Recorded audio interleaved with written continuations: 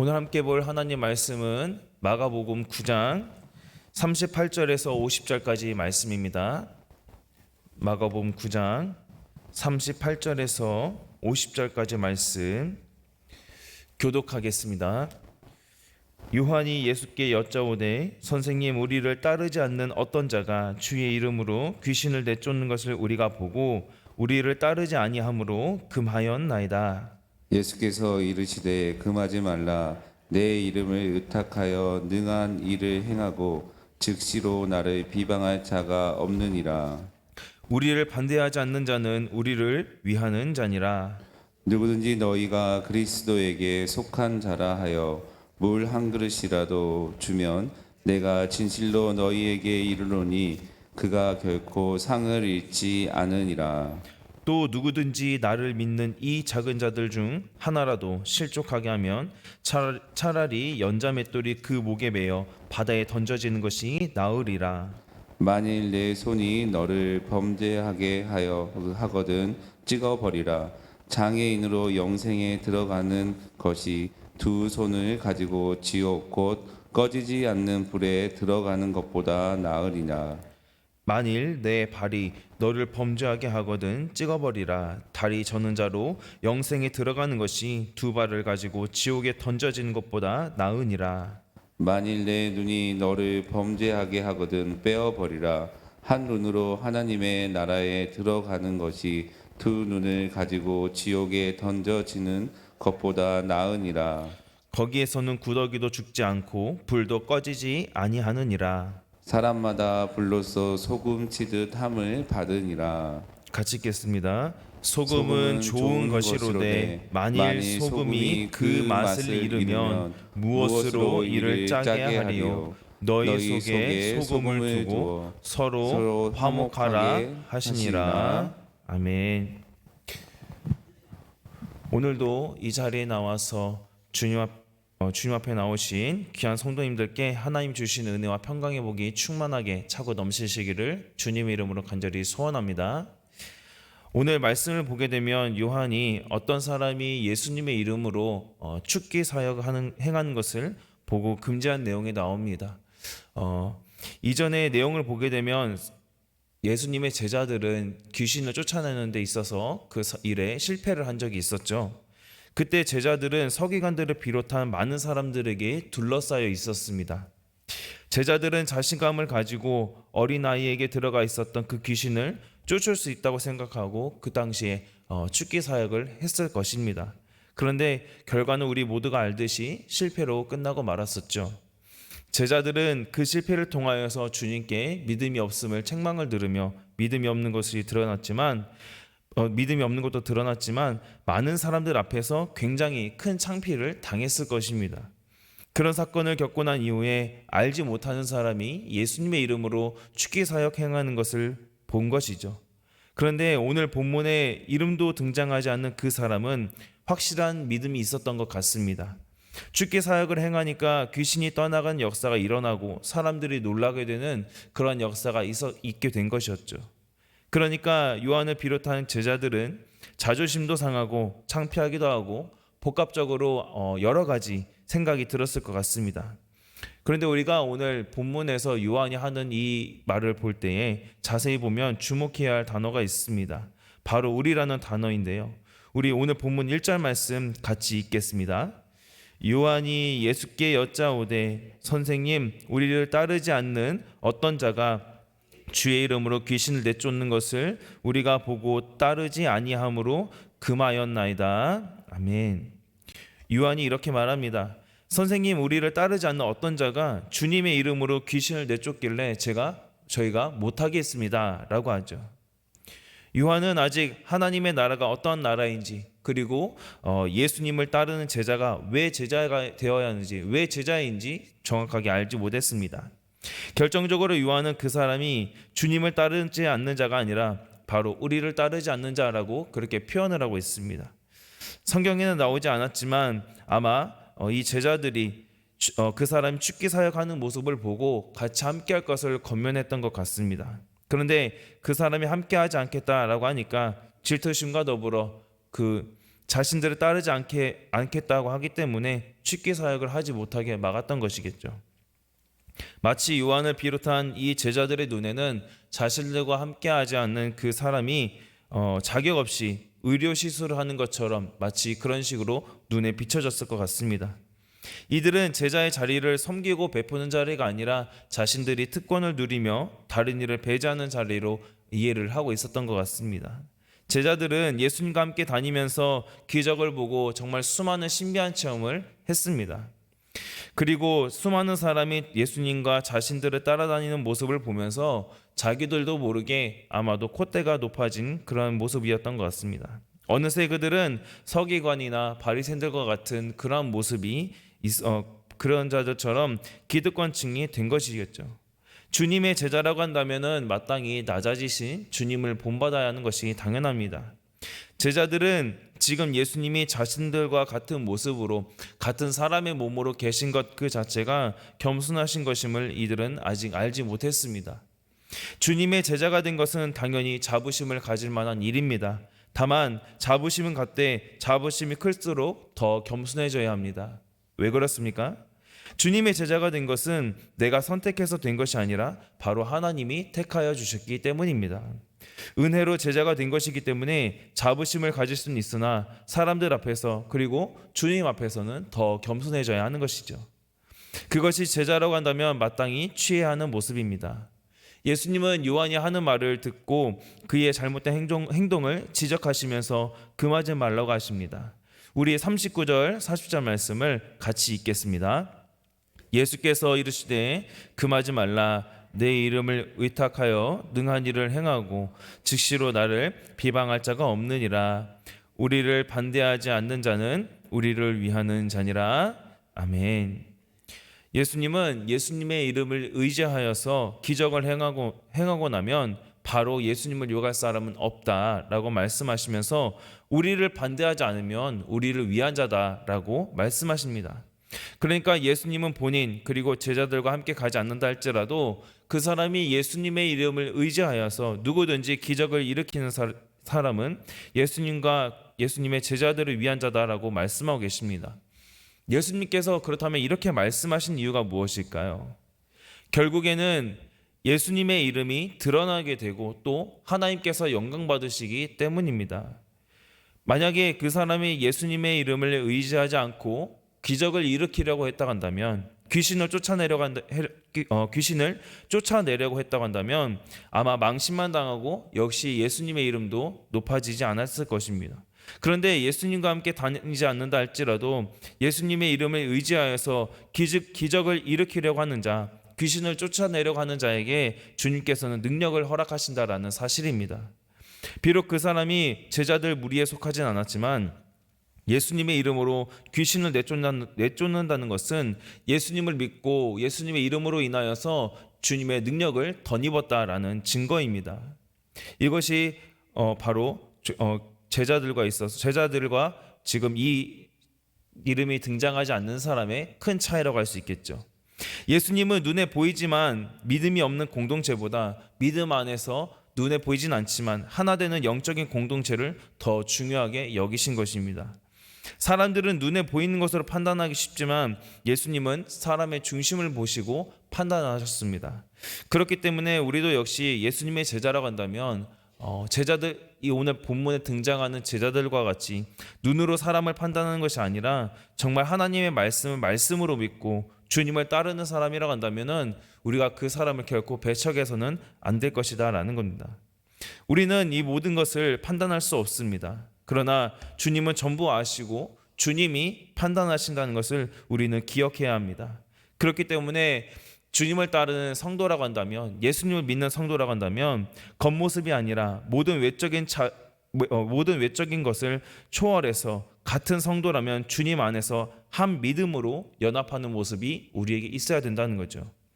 그래서 우리 교회가 성도가 아닌다 할지라도 그들을 향해 제자답게 다른 교인이라 할지라도 섬기는 모습에 또 겸손의 모습을 보일 수 있는 그러한 저와 여러분이 될 수 있기를 주님의 이름으로 간절히 소원합니다. 예수님께서는 물 한 그릇이라 할지라도 주님께 속한 자를 섬긴다고 한다면 결코 그 상을 잃지 않을 것이다 라고 말씀하십니다. 얼마나 그 상대방에게 값진 것을 주었느냐가 중요한 것이 아니라 그리스도께 속한 자에게 선을 베푸는 그 마음이 중요하다라는 겁니다. 예수님은 당신을 향한 마음을 귀하게 여기시고 또 그러한 마음을 실천하는 자에게 귀한 상을 약속하시는 주님이십니다. 예수님은 작은 자를 향한 선대, 작은 자를 향한 베품과 섬김을 주님을 향한 것으로 여기십니다. 그렇기 때문에 성도는 겉모습으로, 방금 전에도 말씀드렸듯이 겉모습으로 대상을 판단하지 말라는 것뿐만이 아니라 주님 안에 거하는 자를 믿음의 형제로 여기고 베풀고 섬길 수 있어야 된다는 거죠. 우리가 그렇다면은 왜 또 그 믿음의 형제들을 향해서 왜 그렇게 해야 되느냐? 예수님이 가장 낮은 모습으로 먼저 우리들을 섬기셨기 때문이죠. 예수님의 사역을 보게 되면은 우리가 더 잘 알 수 있습니다. 주님께서는 가르치시는 사역과 또 고치시는 사역, 전파하시는 사역들, 여러 가지 사역들을 정말 감당하시면서 사람의 몸으로서 우리의 몸을 똑같이 사람의 몸을 입으시고 굉장히 늦은 시간까지 잠도 제대로 주무시지 못하고 식사도 거르실 정도로 열심히 사역을 하셨었습니다. 그런데 예수님께서 하신 이 사역들 중에서 가장 우리가 예수님의 낮아지심을 볼 수 있는 사역은 십자가를 지신 그 모습을 우리는 기억해야 합니다. 가장 낮아지시는 모습을 보여주신 대표적인 사건이 바로 성육신과 더불어 십자가의 사건이라고 생각할 수 있습니다. 왜냐하면은 십자가의 사건을 통하여서 예수님은 우리의 모든 죄악을 담당하심으로 죄인이 되셨고 죽음까지 경험하신 예수님이시기 때문입니다. 세상 사람들은 상대방이 어떠한 사람인가를 기준으로 선대하기도 하고 또 무시하기도 합니다. 그러나 성도는 이러한 예수님을 믿는 사람을 섬기는 것이 같은 예수님을 섬기는 것과 동일한 것임을 우리는 기억해야 된다라는 것이죠. 그래서 주님을 섬기는 것처럼 우리가 서로를 섬기면서 주님이 약속하신 그 상을 잃어버리는 일이 없도록 해야 합니다. 겉모습으로 판단하는 것이 아닌 한 믿음 안에서 진정으로 서로를 생각하며 섬기게 될 때에 반드시 주님이 우리에게 주시는 상이 있을 줄로 믿습니다. 그래서 예수님께서는 예수님을 믿는 자들 중 작은 자들 한 사람이라도 실족하게 하면 차라리 연자맷돌을 목에 매어 바다에 던져지게 되는 것이 낫다라고 그렇게 말씀하십니다. 우리 42절 말씀인데요. 같이 42절 말씀 읽겠습니다. 또 누구든지 나를 믿는 이 작은 자들 중 하나라도 실족하게 하면 차라리 연자맷돌이 그 목에 매어 바다에 던져지는 것이 나으리라. 아멘. 이 연자맷돌은 소나 나귀가 짐승이 돌리는 것으로 지름이 1.8m 정도 되고 또 1.8m 이상이 되고 또 무게는 수톤이 나간다고 합니다. 그만큼 굉장히 무겁고 크기 때문에 이 연자맷돌을 당연히 목에 메어서 바다에 던져지게 되면 죽게 되겠죠. 그만큼 주님께서는 차라리 너희가 죽을지언정 나를 믿고 나를 따르는 작은 자를 실족하게 해서 주님을 떠나게 하거나 배척하지 말라는 굉장히 강력한 경고의 말씀을 하고 계시는 것입니다. 예수님께서 왜 이렇게 제자들을 향해서 이렇게 강력한 경고를 하고 계실까요? 왜냐하면 아무리 작은 자라 할지라도 바로 천하보다 귀한 영혼이기 때문입니다. 그 귀한 영혼이 주님을 믿고 한 믿음의 공동체 안에 들어왔는데 세상의 기준으로 혹은 나만의 기준을 가지고 그 작은 자를 향해서 실족하게 한다면 주님의 진노는 피할 수 없게 된다라는 것이겠죠. 아무리 사소한 것이라 할지라도 무심코 던진 말이나 행동이 그 연약한 이들을 넘어뜨리는 걸림돌이 될 수 있다라는 겁니다. 그렇기 때문에 우리는 늘 상대방에게 있어서 말이나 행동을 하기 전에 한 번 더 생각해 볼 수 있어야 된다는 것이죠. 또 여기에서 작은 자는 문맥상 보게 될 때에 예수님의 이름으로 축기 사역을 했었던 그 무명의 사람이라고도 볼 수 있습니다.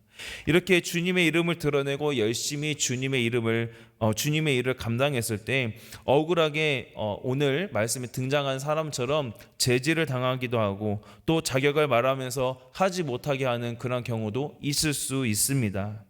물론 질서는 우리가 지켜야 하지만 질서에서 벗어나지 않는 선이라고 한다면은 그 일을 잘 감당할 수 있도록 우리가 해야 한다라는 것이죠. 오히려 독려하고 주님을 높이고 영광 돌리는 일이라고 한다면 우리가 함께 그 일에 동참해서 힘을 실어줄 수도 있다라는 겁니다. 사실 누구나 주님 앞에서는 전보다 작은 자일 뿐이죠. 누가 주님 앞에서 감히 크다고 말할 수 있겠습니까? 누구나 우리는 주님 앞에서는 작은 자일 뿐입니다. 그렇기 때문에 우리가 주님 앞에서나 성도들 앞에서 서로 더 겸손해야 하는 것이고, 또 어떠한 일을 함에 있어서 우리가 서로 함께 섬기고 돕는 손길들이 되어야 한다라는 것이죠. 예수님께서는 작은 자를 실족하게 하는 손과 발 그리고 눈을 찍어내고 지옥에 가는 것보다 하나님 나라에 들어가는 것이 더 낫다라고 말씀하십니다. 주님이 이렇게 말씀하신 것에는 이유가 있습니다. 어느 공동체에든지 내부에서 서로 물고 뜯으면 당연히 공동체는 무너질 수밖에 없습니다.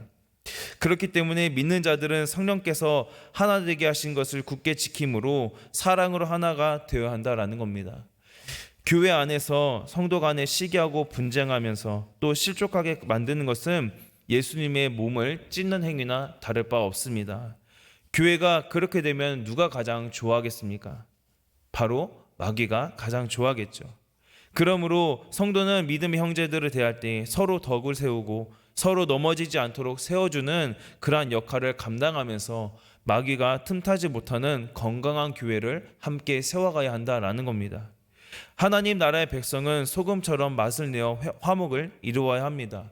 소금은 그 모양이 어떠하든지 간에 맛을 내는 것이 가장 중요하죠. 또 소금은 그 자체로 그냥 있는 것보다 다른 재료에 녹아들어서 녹아들 때에 그 쓰임을 다하게 됩니다. 그러한 것처럼 교회 공동체는 함께 화목을 위해서 나를 녹여서 희생하여 소금으로서의 역할을 다할 수 있어야 됩니다. 이것은 교회뿐만이 아니라 우리가 가정에 있든지 또 직장에 있든지 그리스도인이라고 한다면 어느 곳에 있든지 이 소금의 역할을 다함으로 감당해야 된다는 겁니다. 나를 희생함으로써 다른 사람에게 유익을 주고 함께 또 다른 모습이지만 하나의 목표를 가지고 공동체를 세워가게 되는 것이죠. 주님 안에서의 이 섬김과 포용이 우리에게 또 희생이 우리 안에 있어야 합니다. 연약한 자를 또 세워주고 또 연약할수록 더 공동체 안에 들어오게 해서 함께 주님의 몸된 교회를 세워가는 것이 우리가 마땅히 감당해야 하는 귀한 사명이라는 것을 여러분 기억하시기를 바랍니다. 말씀 맺겠습니다. 하나님 나라의 백성은 섬김과 또 포용의 모습을 드러내야 합니다. 사람을 배제하는 것은 또 사람을 차별하는 것은 하나님 나라를 좁은 곳으로 만드는 것입니다. 또 차별하는 것은 하나님 나라를 세상 나라와 다를 바 없는 것으로 만드는 일입니다. 예수님을 믿는 그리스도인이라고 한다면 섬김과 포용이 자연스럽게 우리 안에 따라와야 합니다. 왜냐하면 그러한 모습을 통하여서 많은 사람들이 진정한 그리스도인이 어떠한 자인지 또 그러한 모습을 알 수 있고 그러한 모습을 통하여서 건강한 교회 공동체가 어떠한 공동체인지 알 수 있게 되기 때문입니다. 믿음의 공동체는 예수님이 주신 새 계명의 사랑으로 서로를 화목하고 섬김으로 세워진다는 사실을 기억하시기 바랍니다.